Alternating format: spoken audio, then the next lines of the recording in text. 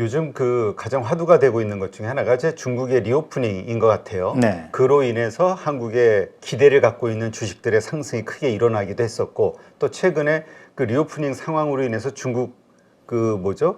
그 확산 속도가 예, 빨라지고 확진자들이 늘어나면서 뭔가 불안정한 사태가 벌어지니까 또 다시 급락하기도 하고, 지금 일단 이 중국의 리오프닝 상황 어떻게 보시는지 설명을 좀 해주시죠. 사실 이제 뭐 정치적인 문제를 가지고 본다면은 명쾌하게 그 이야기할 수 있는 부분은 아닌데, 중국이 이제 그 사이에 계속해서 제로 코로나 정책을 유지를 하고 있었잖아요. 네. 제로 코로나 정책을 유지했던 것은 뭐 코로나를 확산되는 것을 방지하기 위해서 한 부분도 있지만, 사실 보면 이제 시진핑의 3년임을 공고히 하기 위한 통제 목적, 이런 것도 배제할 수 없었던 거거든요. 대체로 이제 그 시진핑을 반대하는 쪽에 있던 그 소위 상하이방이라는 사람들이 활동하고 있는 지역들, 상해라든지 중경이라든지 뭐 이런 쪽에 그 통제를 많이 가 있었는데, 근데 그러다 보니까 이제 그 중국 사람들이 자연스럽게 자연 면역이 될 수 있는 그 기회를 놓친 거죠. 그렇죠.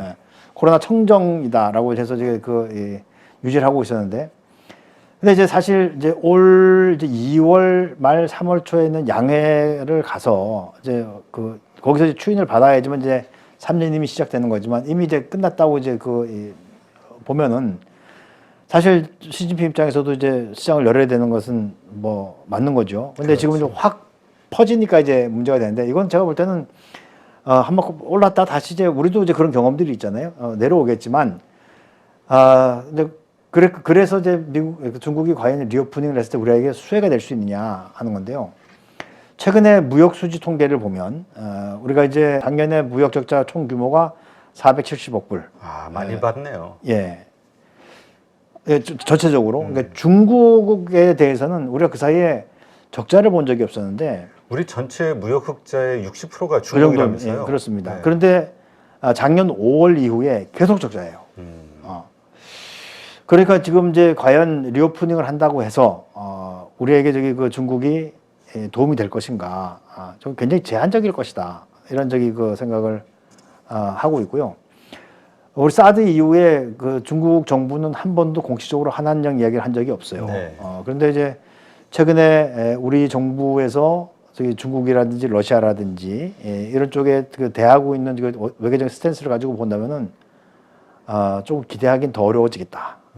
좀 하긴 지금 뭐 치포 동맹인가요? 뭐 이런저런 것들을 해서 반도체 규제 이런데 미국하고 뭐랄까 보조를 맞추고 있는 상황이잖아요. 그건 이제 우리도 어쩔 수 없는 상황인 그렇죠. 건 분명한데, 근데 문제는 이제 나토에 가서 중국을 견제하는 뭐 그런 발언을 한다든지 하는 것들은 사실 그건 안 해도 되는 얘기거든요.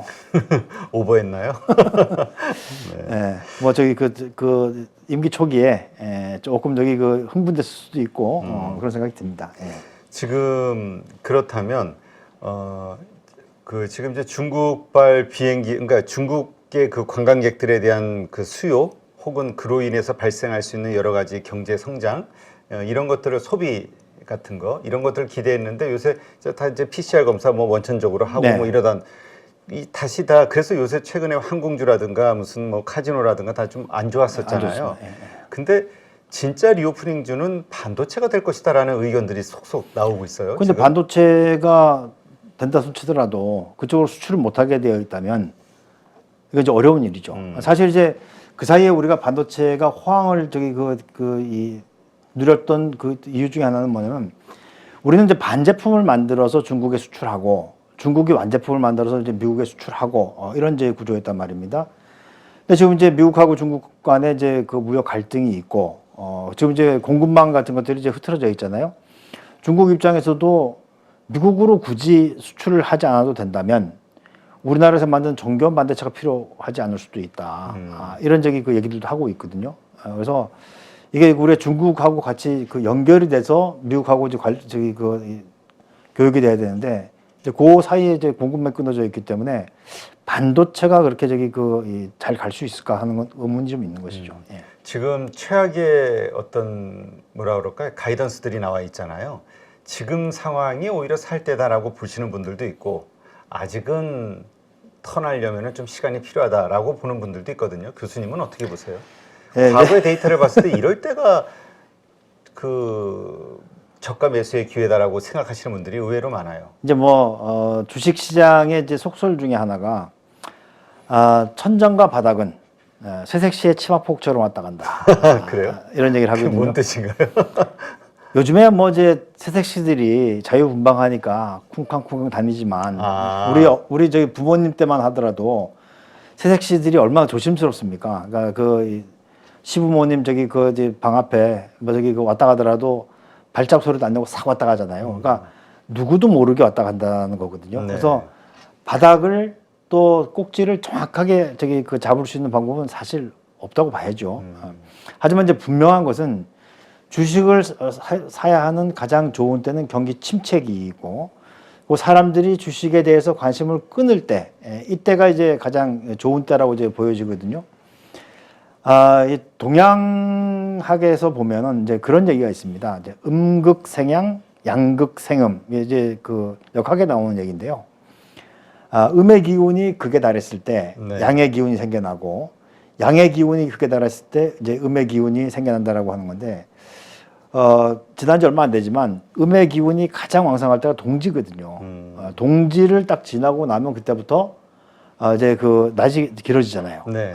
근데 그걸 이제 의미하는 건데, 제가 볼 때는 지금 절기상으로 보면 우리 시장이 대체로 입동 정도에 있는 게 아닌가. 입동 지나고 나면 이제 좀 지나면 이제 동지가 오고, 동지 지나면 이제 저기 해가 길어지듯이, 그래서 지금은 조금 이제 그 이 매수 타임을 노려야 하는 때다. 그래서 이때는 어떻게 해야 되냐면, 다들 어렵잖아요. 네. 다들 어렵지만 조금 더 아끼고 모아서 현금을 만들어서 적립식을 해나가자. 적립식 투자. 그럼 방법이 지금 없는 거죠. 그렇죠. 예. 근데 이제 이 모든 것들은 연준에게 달려 있는 거 아니냐, 거시적으로 올해도 봐야 되지 않냐, 네. 증시를 전망하려면 이런 얘기들이 많아요. 그런 차원에서 사실 작년 말까지만 해도 연준의 그 FOMC 12월 이후에 내년도에는 이제 금리 인하 같은 건 없을 거야. 뭐 계속해서 뭐 일어날 거야. 긴축은 진행될 거야. 이런 얘기들 때문에 또 안 좋았었잖아요, 시장이.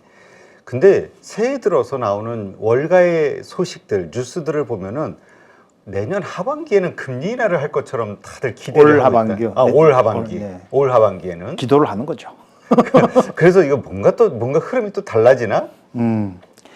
제가 이제 또 여기 오기 전에 올림픽 모토를 한번 찾아봤습니다. 네. 올림픽 모토가 더 빨리, 더 높게, 그리고 더 힘차게 이거든요. 연준의 지금까지 스탠스는 얼마나 빨리, 또 얼마나 높게, 얼마나 길게 이렇게 이제 세 가지 그 이제 모토를 가지고 있었던 것 같은데, 얼마나 빨리는 해결된 것 같아요. 그 사이에 굉장히 빠른 속도로 이제 올라왔고, 그래서 그 4.5까지 올라와 있는 상태에서 이제 올해 전체적으로 보고 있는 연준의 점도표는 5.1까지 이제 보고 있단 말입니다. 그러니까 더 이상 이제 빠른 속도로 올리지는 못할 걸로 보고 있는데, 문제는 이제 얼마나 높게는 좀 상단을 열어둘 필요도 있을 것 같아요. 물가가 잡힌다는 조건 하에서 그 이야기를 해야 되는 것이기 때문에.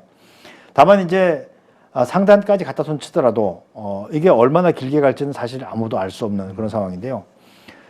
파월 의장이 그 사이 계속 했던 얘기가 있어요. 폴 볼커가 처음에 금리를 급하게 올렸다가, 사실 금리 올리고 폴 볼커가 살해 위협을 많이 당했었습니다. 뭐 너무 힘드니까 죽이니 살리니 하면서 이제 그 곤충 같은 거 그 소지하고 다니고 이제 그랬었거든요. 체격도 엄청 크더만요. 190cm가 한 2m 정도 되죠. 그래서 어지간한 사람 앞에 가서 협박했다가는 오바마가 얘기한 게 톨맨이라고 할 정도로 이렇게 이야기를 했었는데, 이 사람이 금리를 한번 내렸었어요. 네. 내렸었는데 물가가 더 빨리 올라간 거죠. 그 다시 더 높게 금리를 올린 적이 있었거든요. 그러다 보니까 이제 그때 한 얘기가, 우리가 이제 고금리를 하면서 지불해야 했던 비용보다 금리를 한번 내렸다가 더 높이 올리는 때의 비용이 더 크다. 이런 얘기를 했고, 파월도 작년 한 해 그 얘기를 했었단 말이죠. 그래서 이제는 금리를 더 올리지는 않는 수준이 오더라도 금리를 빨리 내려서 올 수 있는 부작용은 막겠다. 그러니까 금리를 고금리를 유지한 상태에서 충분히 물가가 내려갈 때까지 그 물가 수준은 2%입니다. 네. 지금 뭐 7% 나오니까 사람들이 막 환호하고 그러잖아요. 지난달에 8%였는데 엄청나게 높은 거죠. 예, 큰일이죠. 그러게요. 그래서 아직까지 금리를 내리는 것은 이제 요원하다라는 생각이 들고 올해 중에 이제 그 연준 위원이 4명 바뀐다는 거 아니에요? 그래서 그게 다 비둘기파로 뭐 바뀌지 않냐. 비둘기라고 이야기하고 있는데 지금 현재 있는 저기 그 연준 위원들도 비둘기 많았었거든요. 그 사람들이 다 매를 반하더라고요.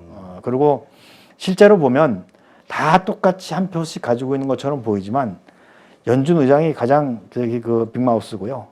그다음에 이제 뉴욕 여는 총재, 이 두 사람이 다 결정한다고 이제 보면 되는 거기 때문에 다른 사람들은 뭐 특별히 신경 쓰지 않고 있습니다. 그렇다면 올 작년의 그 기조, 긴축과 금리 인상, 그러니까 고금리의 그 상황 이것이 계속 유지될 것으로 보는 게 합리적이다. 그렇습니다. 그리고 이제 여기에 최근에 또 하나의 변수가 하나 생겼어요.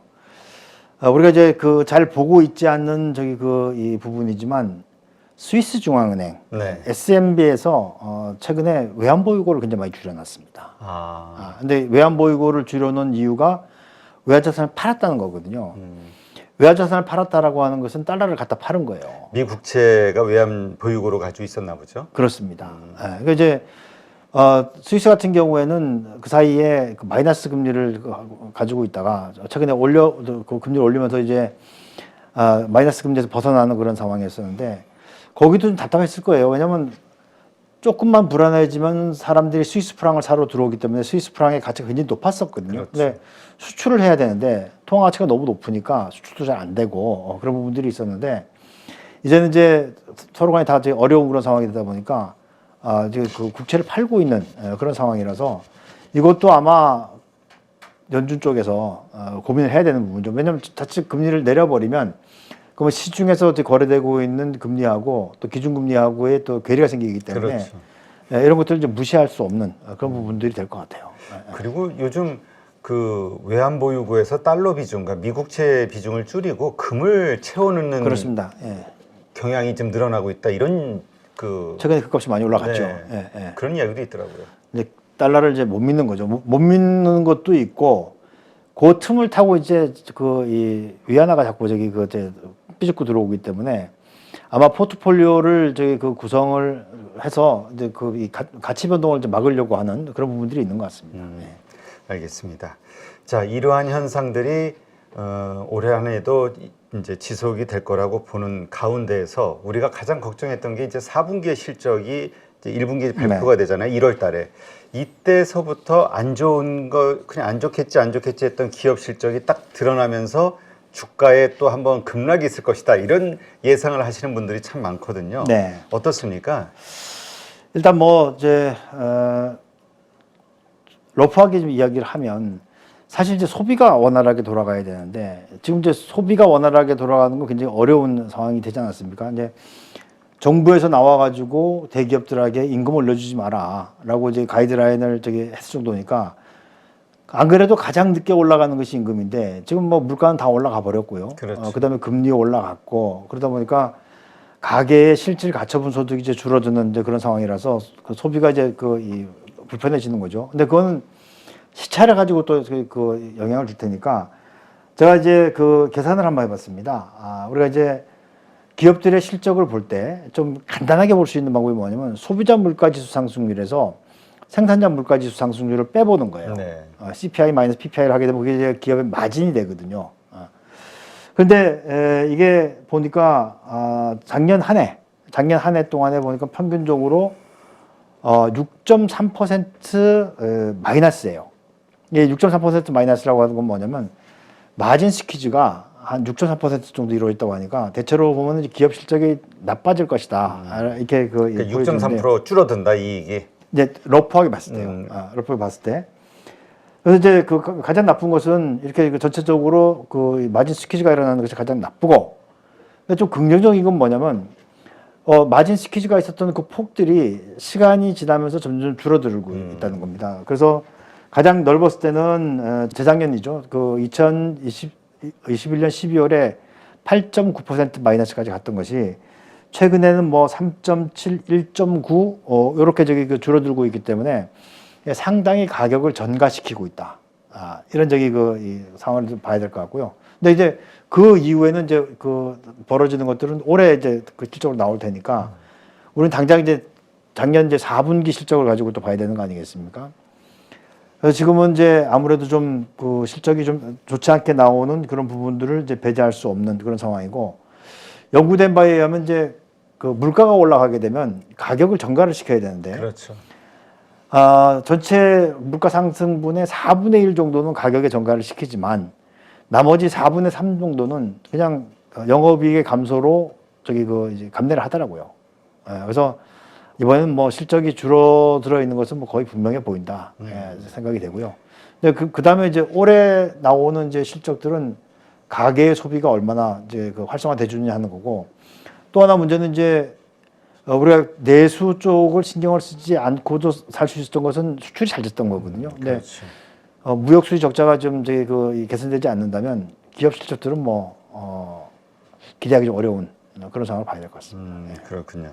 지금 그렇다면 요 안 좋아지는 실적들이 발표가 되고 이것이 끝이냐 아니면 1분기 때 더 안 좋을 것이냐에 대한 또 그 뭐라 그럴까요? 가이던스에 따라서 달라지잖아요. 네. 1분기 때는 좀 좋아질 가능성이 있을까? 이거에 대해서는 어떻게 보세요? 우리가 이제 이 정책의 시차 문제를 이야기를 해야 될 것 같은데요. 우리가 이제 최근에 이제 재정 정책을 쓰는 경우는 별로 없으니까 금융 정책의 시차는 내부 시차는 짧지만 외부 시차는 길다고 얘기하지 않습니까? 대체로 보면은 이제 금융 정책의 시차가 빠르면 6개월, 좀 늦으면 한 1년 정도의 시차를 두고 이제 그 사람들 삶에 영향을 미치게 되거든요. 실제로 이제 금리를 올리고 나면은 변동금리 같은 경우에 리셋하는데 뭐 6개월, 1년 이렇게 되는 것이고, 또 기업 같은 경우에도 그 채권을 발행했을 때 뭐 364일짜리를 한다든지 이렇게 되면 이제 1년 정도 기간 동안은 고금리의 적용을 받지 않는 그런 경우가 생길 수가 있는 거거든요. 이제 올해부터는 이제 본격적으로 금리가 올라갔던데 완전히 다 노출이 되는 그런 상황이기 때문에 기업들은 아무래도 자본 조달 비용이 높아질 테고, 그리고 가계 같은 경우에도 이제 이 원리금 상환 부담이 이제 본격적으로 높아지는 그런 상황이기 때문에 기업들의 실적을 지금부터 좋아질 수 있다라고 생각하는 것은 조금 이른 생각이 아닌가 이렇게 보여집니다. 예. 네.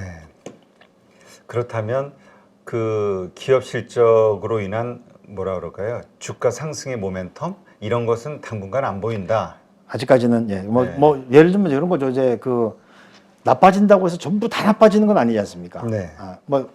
예를 하나 들어가지고 그 IMF 외환위기가 왔을 때 전부 다 어려웠잖아요. 그렇죠. 그런데 특정 지역은 IMF가 온 줄 모르고 지나간 지역이 있습니다. 그 지역이 바로 울산 지역이거든요. 울산에 보면 이제 자동차 공장, 그렇죠. 그다음에 뭐 조선, 그 중화학 이게 있는데 환율이 올라가니까 수출이 너무 잘 돼가지고 울산 같은 경우에는 어째 흥청망청하는 그런 그 삶을 살았다고 하더라고요. 이렇게 모두가 다 어렵다 하더라도 좋아지는 쪽은 분명히 있을 것이고, 그래서 주식 투자한 사람들의 숙명이죠. 그쪽으로 이제 어떻게 찾아봐야 되느냐. 그게 이제 가장 큰 숙명이 될 것 같습니다. 네. 그런 차원에서 우리가 지금 일각에서는 앞으로 올해 더 성장할 수 있는 그 매출이 늘어나는 어떤 그런 섹터 그리고 그런 주식을 찾아라 이런 얘기하시는 분도 있긴 하거든요. 교수님이 보시는 그 시장 대비 더 많이 오를 수 있는 섹터나 주식은 어디라고 보세요?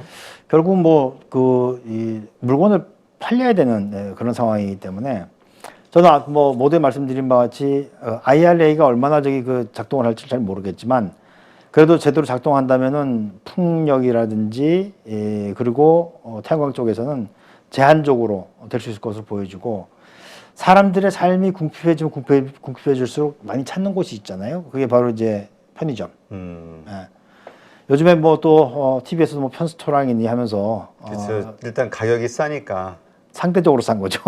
그렇죠. 상대적이죠, 그게 또. 상대적으로 싸니까 아무래도 굶을 수 없는 거니까 상대적으로 움직이면 편의점과 관련된 쪽도 제가 볼 때는 괜찮아질 수 있겠다는 생각이 들고, 또 하나는 이제 그것이 주가가 올라간다라고 확신은 못하지만 그래도 방어적으로 버틸 수 있는 데는 뭐냐면 그 사이에 수주가 누적돼 있는 곳이에요. 뭐 예를 들면 조선이라든지 이쪽은 뭐 한 3년치 이렇게 저기 일감이 다 저기 마무리됐다고 하니까 그쪽은 뭐 오르든 떨어지는 제가 그 주가 향배는 잘 모르겠지만 그래도 실적이 받쳐준다면은 저기 그 주가는 버틸 수 있다고 본다면은 제한적으로 그런 쪽들은 아마 저기 그 이번에 특별히 관심을 가지지 IRA의 어떤 수혜를 받는 예.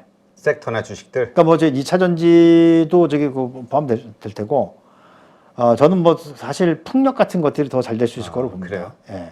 그럼 풍력 신재생 에너지와 관련해서 참 그 이견들이 커가지고. 그게 우리나라가 왜곡된 시각을 가지고 있어서 그래요. 어떤 면에서요? 어젠가 오늘 아침에 보니까 이제 이 아리백 대표가 우리나라의 저기 이 정책이 잘못돼 가고 있다. 이런 저기 그 이야기를 했더라고요. 그 대한민국이 실수하고 있다. 왜냐면 우리는 아리백을 통해서 저기 그 해결할 수 있는 게 2%밖에 안 된다고 하죠. 예. 우리는 이제 사실 원전주의자들이 많기 때문에 신재생이 저기 이루어지게 되면 원전이 저기 쪼그라들게 되니까 아마 그런 저기 헤게모니 싸움 때문에 그런데 아리백이 되지 않으면 우리나라에 있는 기업들이 다 나가야 돼요. 왜냐하면 그렇지 않으면 저기 그 가격이 비싸지게 되니까. 그래서 아마 우리나라에서 해결이 안 되더라도 예를 들어 뭐 CS 윈드라든지 이런 저기 그 타워 만드는 그 회사 같은 경우는 세계적인 그 기술을 가지고 있거든요. 그래서 근데 참 CS 윈드 말씀하셨으니까 물론 CS 윈드를 얘기하는 게 아니라 풍력주에 대해서 부정적으로 보시는 분들의 의견을 이렇게 보면은 공통적으로 있는 게 거기에는 기술력이라고 말하는 게 결국은 그 제조업 그러니까 부품 조립업 아니냐 거기에서 무슨 경쟁력이 있을까? 견고한 거죠. 바람에 부러지지 않는 네, 견고성. 네, 그것도 굉장히 큰 기술이거든요. 그래요?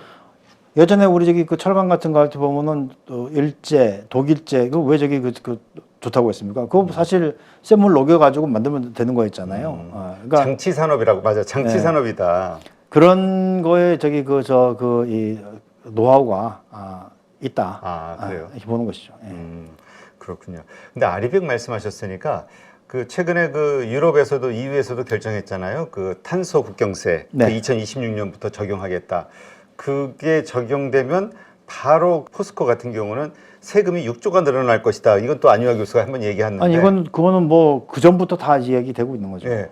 근데 생각보다 이렇게 나오는 분들 얘기 되면 에이 그 안에 무슨 수가 있겠지. 다들 이렇게 좀 이렇게 그렇게 뭐라 그럴까 긴장감은 안 갖는 것 같아요. 뭔가 있겠지. 1990년에 예. 저기 그 일본의 저기 대장성이 무슨 생각을 했었냐면 BIS에서 그 자기 자본 비율 8% 맞추라 했거든요. 그 전에는 6%를 맞추고 있었습니다. 네. 어떻게 되겠지 하다가 버블이 뻥 터진 거예요. 예. 앞에 저기 그 당면에 있는 기준이 있는데 어떻게 되겠지가 어디 있습니까? 준비를 해야지 되는 것이지. 그게 뭐 로또 맞는 것도 아니고, 그건 이제 준비를 해야 되는 건데, 어떻게 되겠지라고 하는 것은 유럽이 그 기준을 철회시키는 것밖에 없거든요. 근데 유럽은 지금 기술력이 되게 떨어지니까 그걸 가지고 지금 이제 그 전세를 역전시키려고 하는데 자신들이 가지고 있는 패가 그건데 그걸 버리라고 한다면 문제가 있는 거죠, 그건. 하여튼 그렇다면 우리는 지금 신재생 관련해서 우리는 계속 뭔가 캐파를 키워나갈 수밖에 없는 환경. 그렇습니다. 네. 거기에 관련된 산업. 해야 되는데 지금 정책이 그게 아닌 게 굉장히 안타까운 거죠. 알겠습니다. 그러면 우리가 투자자 입장에서 당위성은 알겠으나 그래도 정부 정책을 따라가야 돈 버는 거 아닌가요? 기업은 저기 그 다국적 기업이기 때문에 국내에만 매달리지 않거든요. 해외로 나가서 할 수 있는 거죠. 그러니까 결국은 국내 그런 신재생과 관련해서도 국내용이 아니라 해외로 뻗어나갈 수 있는 어떤 그렇습니다. 매출 다변화가 됐던 이런 것들을 봐야 되는 거군요. 그러니까 이제 우리 이 IRA의 수혜를 받는다라고 하는 것은 미국에 가서 공장을 지을 수 있는 그런 기업이거든요. 네. 국내에서 지어봐야 저기 이 IRA에 적용받지 못하잖아요. 그러니까 미국에 가서 공장을 짓고 거기에서 생산을 하고 거기서 활로를 찾을 수 있는 그 기업을 찾아 나가야 되는 거니까 굉장히 제한적인 것이죠. 예. 지금 이러한 것들을 큰 틀로 놓고 봤을 때 크게 우리 올해 2023년 투자 전략 어떻게 갖는 게 좋을까요? 투자 전략은 뭐 조금 어려운 얘기를 하면 미니맥스 전략. 저는 미니맥스. 이렇게 그 이야기를 하고 있는데요. 우리가 이제 게임 이론에 보면 전략을 짤 때 낙관적인 상황에서 가장 낙관적인 이 수익을 내는 것을 이제 맥스라고 하고 비관적인 상황에서 가장 방어적으로 하는 것을 미니민 전략이라고 하거든요. 미니맥스라고 하는 것은 비관적인 상황 속에서 최선의 선택을 해서 최선의 성과를 내는 전략이 바로 미니맥스 전략인데요. 지금은 아마 거기에 포커스를 맞춰야 되지 않겠나 이런 생각을 하고 있습니다.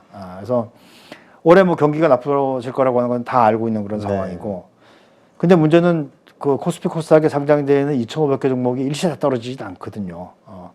경기가 좋아지면은 좋아지는 대로 좋아지는 것이 있고, 경기가 나빠지면 나빠지는 대로 또 그 좋아지는 부분들이 있고 하기 때문에 어느 때보다도 실적 흐름을 잘 따라가야 되는, 지금 유동성이 막 그 올라올 때는 사실 예전에 이 객장이 있을 때요. 증권사 객장이 있을 때 보면은 수자금 매매를 할 때 보면은 이렇게 주문지 있습니다. 네. 주문지를 이제 그 창처럼 이렇게 말아가지고 탁 던져가지고 꽂히는 거 아무거나 사서 먹고 그랬었거든요. 근데 주가가 떨어질 때는 이제 그게 안 됩니다. 네. 일단은 철저하게 이 실적이 되는 쪽으로 움직여야 한다. 그래서 아마 한마디로 하면 이제 이 미니맥스 전략을 짜야 한다 생각이 됩니다. 결국은 실적이 중요하다. 지금은 이제 믿을 건 그거밖에 없는 것이죠. 또 한 가지 좀 이제 제가 거시적으로 좀 우려하고 있는 거는 뭐냐면 인구 문제도 좀 보셔야 됩니다. 인구 문제. 우리가 이제 최근 3년 동안, 그러니까 2020, 2021, 22, 3년 동안 인구가 순 감소를 하고 있습니다. 네. 작년 한 해만도 1월부터 11월까지 한 해 순 감소가 한 9만 5천만 명 정도 줄어들었거든요. 3만 명대, 5만 명대, 9만 명대 이러다 보니까 점점 줄어드는 폭이 커지게 되면은 이건 이제 시장이라든지 이런 쪽에 되게 영향을 줄 수가 있기 때문에 아마도 이런 것들은 이제 나비 효과를 가져올 가능성을 배제할 수 없는 것이죠. 그래서 그러저러한 것들을 전부 다 고민하셔야 되는 시점이 아닌가 싶은 생각이 듭니다. 네. 뭐 최초로 줄기 시작했다 뭐 이런 뉴스가 얼마 전에 나온 걸로 봤어요. 그렇습니다. 그러니까 통계청에서 자료를 확인했는데요.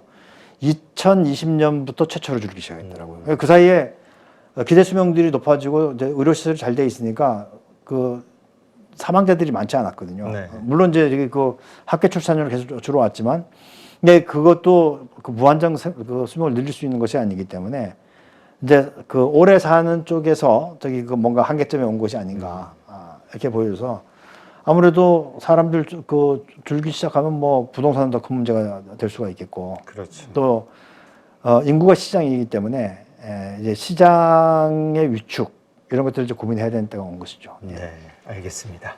네, 이렇게 해서 오늘 세종사이버대학교 강병욱 교수님과 함께했고요. 오늘 좋은 인사이트 감사합니다. 네, 고맙습니다. 고맙습니다.